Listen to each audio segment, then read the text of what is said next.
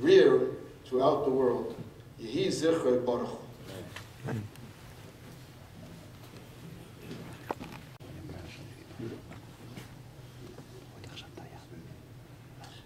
I think that the words of Rabbi Gomilsky were especially appropriate. The Yimochem, Kechui Mochem Devorim V'shuvu El Hashem. It's to say Yimochem. And as David told me, the very brief words that are being said here, because the nifter certainly deserves longer, but as was mentioned the minig in Chabad and as mashma halacha also, that the words should be brief and should be divrei zakom as we are doing, rather than divrei hesped.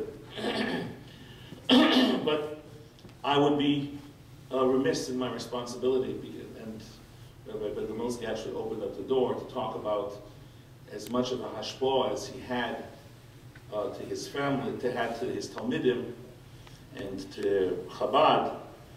He had obviously even a more profound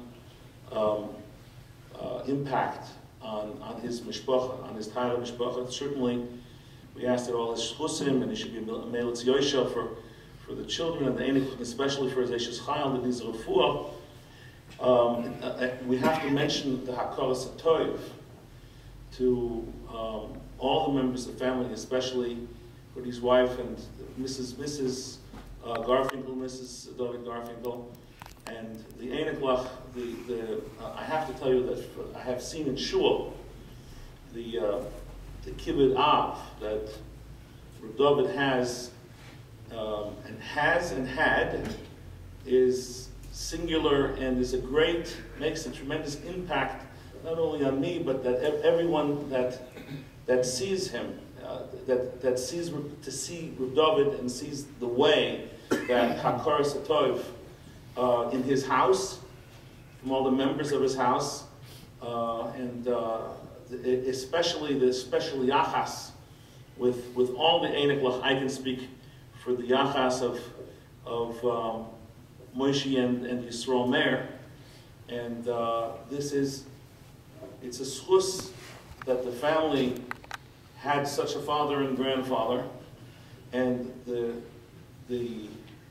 koiches, the melitz toiv that the zayda will be for the children and eniklach will also be special, because it was a hava that was back and forth, and but I have to say that I have a karas toiv to Reb David that in our shayches, and we've had a shayches for a number of years, that I could see the kibbud av that Reb David had for his father.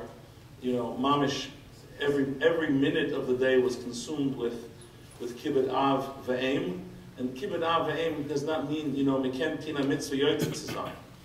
But that was not at all the case. Everything possible that Reb David could do to whether it was to bring svarim to his father, whether it was to bring tapes to his father, anything that he possibly could do, Reb David, to be able to be machazik his father, to bring simcha into his later years, I saw, and I have a karas hatov that I could see such kibbud av for him, and the kibbud av that Reb David engendered by the children and by his mishpacha.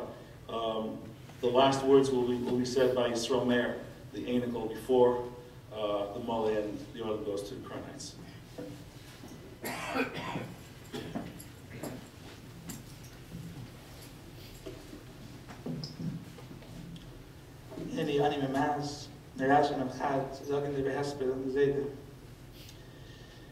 We could only say how we perceived the Zayda, how we saw him.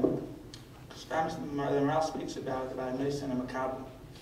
That what we're Makabel is not necessarily what the Noisin had to give, had to offer. It's only what we're able to, what we're able to Makabel, he gives over. So what we got from the Zayda was only from our perspective, and it was according to every single person, how he taught them, whether it was Chumash, whether it was Chassidus, it was whenever the person was holding, he would talk to them whatever level they were holding on. So what we're going to speak about now, we can only say because with our vision, our understanding, and what we saw of the Zayda, but it was much, much more than that. The Gemara in Bracha says that tzaddikim b'misasam kriyim chayim.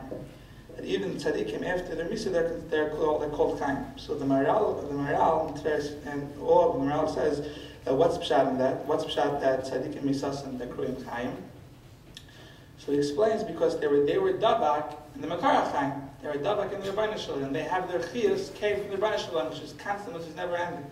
So Mamela, even though we don't see it now that the zaid is here now, but he's davak in the Makar chaim. He had dvekas in the Rebbeinu Shalom and the dvekas in the Torah. The Makar chaim, it's all one thing. It's all one thing. So it was all the zayd's dvekas in Hashem and his dvekas in the Torah and how everything is. It was kol kol Torah. It was a shtik Torah. Everything he did, everything he was going about was all Torah. His essence was Torah. His machus, everything was Torah. Nothing else. And Chassidus and everything. And just to illustrate a couple of stories that come to mind was that a couple of years back he was in the hospital and he was in a semi-conscious state. He was out of it totally. The whole time, constantly, he was just murmuring the whole time.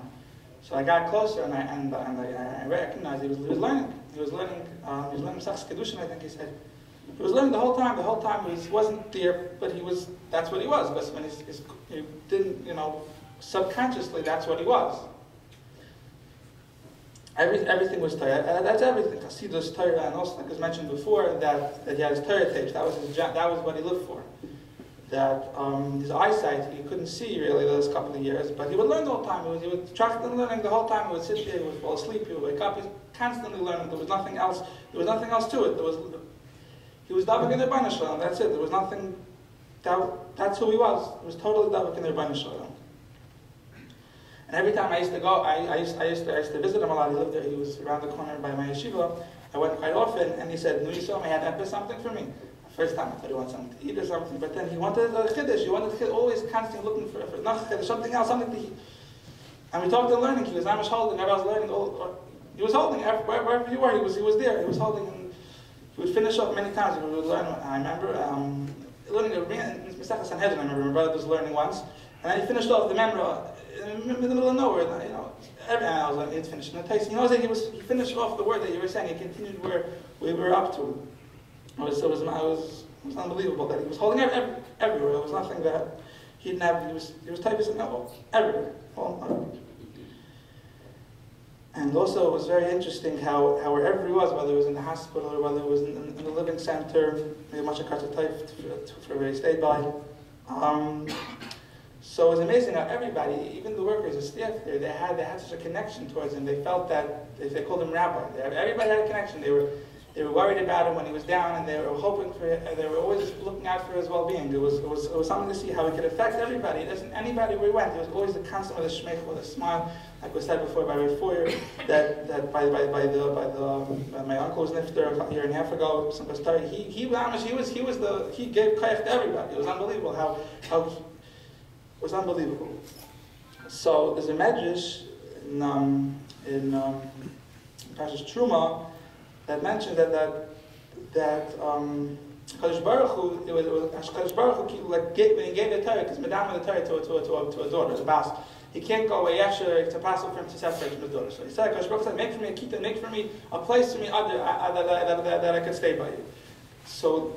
And the Torah came along with the Rebbeinu Shalom. It wasn't something he learned the Torah, just learned the Torah. He lived the Torah. He was with the Kadosh Baruch Hu. The Shekhinah was constantly with him. And brother told me just before that a friend of his from school once came to visit him in the hospital, and he felt that he felt the Shekhinah was there because he made himself into a place where the Shekhinah could be. Everywhere he went, in the living center also, like was mentioned before, he was in a small little place, but he was somewhere else. He was cooler davik in the Rebbeinu Shalom. And also another thing that was very interesting when he was in the hospital also many times, he would ask about the Baba. He would ask about the L'chaim. He asked how the Baba was doing. How was he? He was in the hospital, and she was in the assisted living over there, and he would constantly ask, how is it? How is he? It was nothing about himself. It was always everybody else. He was always worried about everybody else, and how the Anikel are doing. How he always had such a he had always a very big interest in how the Anikel were doing, how they were growing, how they were steiging. He kept up with all of that. And I only came to recognize the Gadlus most recently. And what I hear, the stories he told me, he was living on Tzvas, he was in Ilush Abiluim, it was not shy. Like I said, everywhere, he was holding everywhere. And he went through the war, and he left his family. And he rebuilt. So Hashem will be able to rebuild with that kayak. We also Hashem should go weiter. And how, even though there was a tragedy with Batsim, he kept on going weiter. He went more. And as mentioned also before, that when a tzaddik is nifter, there are certain things that you could chap on to certain things. So we should chap on from this dvekas, how his team was, and the Torah was it made him affected how he was in Balmid. His whole mahal, everything how he went was changed by the Torah. He became a shtik Torah, became a chafshel Torah. That's really what I really came to appreciate that later on. Because again, like I said in the beginning, that he seemed like he went to pashtus. So Hashem, and also another pshat after Misasam Kriyam Chaim is by means of us keeping up these things that he did, he's also a chaim with that. On one hand, I bet Mechila from all the angles and the grandchildren, for everything we might have wronged him if we were probably on his cover, we didn't do things we did do, and it should be a meal seisha for unsere Mishpacha and ganz Kreis, Machas und Benakol.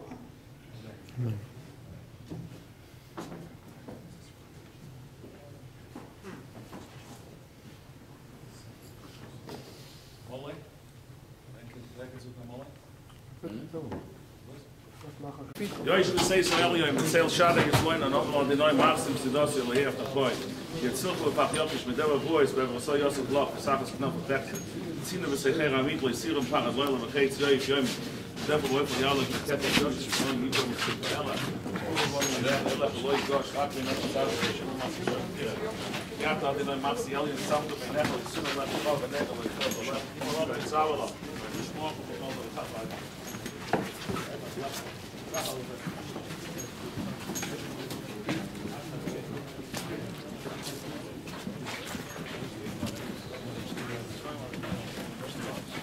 Slippery.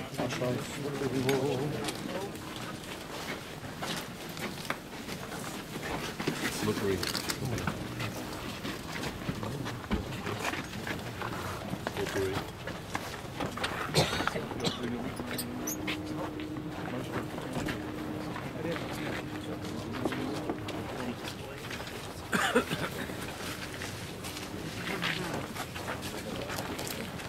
David, where's your jacket? No, I have to go inside. I'm going to go.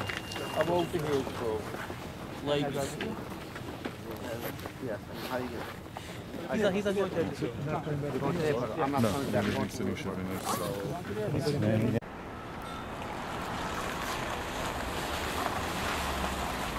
Now 10 o'clock, and we're bringing Zadie to the hangars.